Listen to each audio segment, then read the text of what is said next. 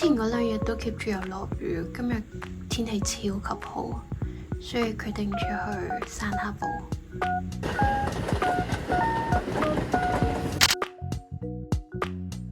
想話啱啱我落車嘅時候，實在對嗰個站名太過疑惑，跟住我就錯過咗應該要落車嗰個站，唯有行返轉頭。好彩都唔係行好耐，其實都係行大概15分鐘左右，但係我覺得需要食嘢有啲肚餓。今日唔係話有風嘅咩？點解咁熱咁曬嘅？雖然天氣好係一件好事，但係未免太熱啦，係嘛？我想話呢邊嘅風景同喺大阪市中心嘅又唔同好多。呢邊樓宇嘅密度再低啲。原來我行過咗，佢冇開門啊！今日啊，點算好啊？而家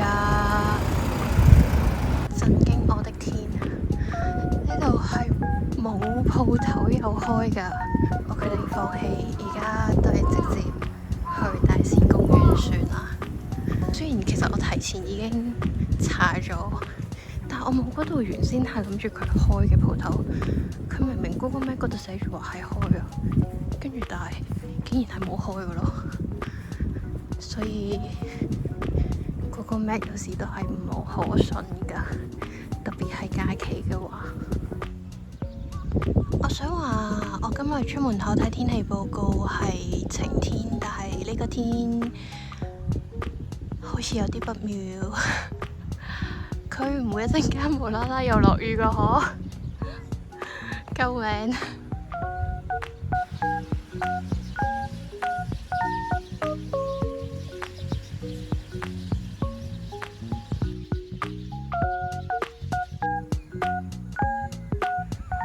咁應該係有啲表演之類。哦，後邊亦可以見到佢嗰個今年應該係啱啱開，預定會有嗰個熱氣球。諗住遲啲有時間嘅話都去。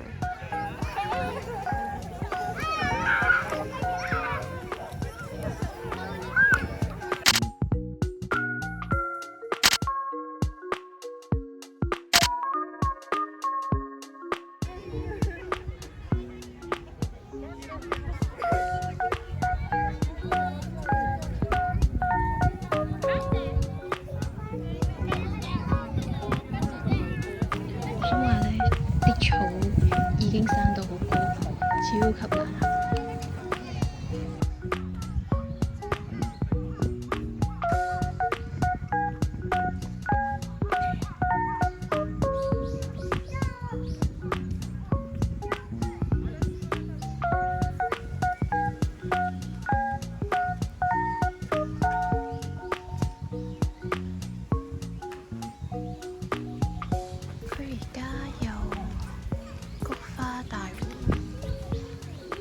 唔係喎，而家10月底，未到，sorry， 未到11月，突然之間以為已經到11月。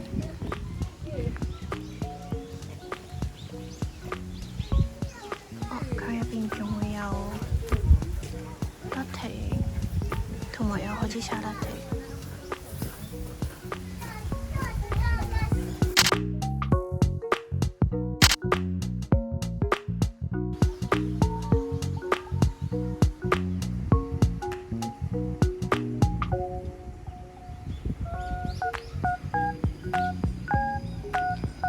未到紅葉嘅時間，不過應該差唔多都好快到。如果紅葉嘅話，應該呢一邊會更加靚。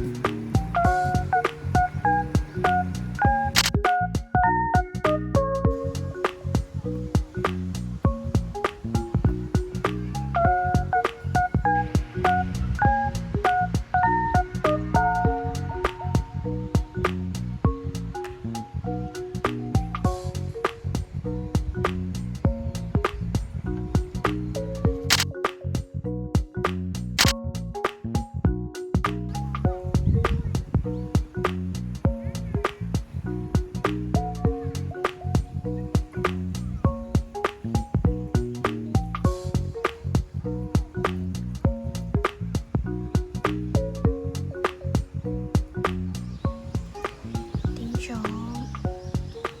抹茶 latte， 跟住另外佢仲有一個應該係抹茶味嘅 mochi。我揀咗喺出邊坐，因為我覺得坐出邊好似個景色靚啲，但係如果坐入邊嘅話就應該係有冷氣。不過既然今日天氣都 OK， 咁就揀坐喺出邊。另外有兩隻小可愛，今日帶咗兩隻小可愛出門口。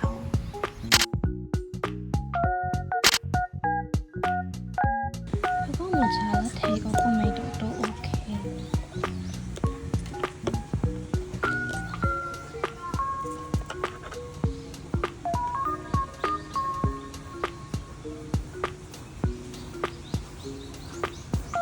單手好難。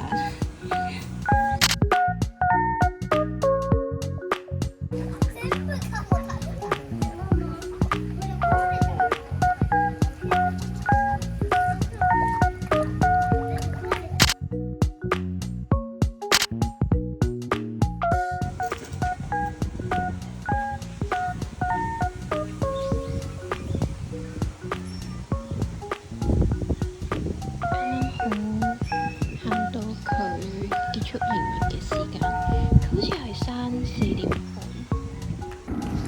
佢呢邊有間 cafe， 嗰間 cafe 其實可以 BBQ 嘅，不過最低限度都需要有2個人，咁一個人係冇可能食到嘅。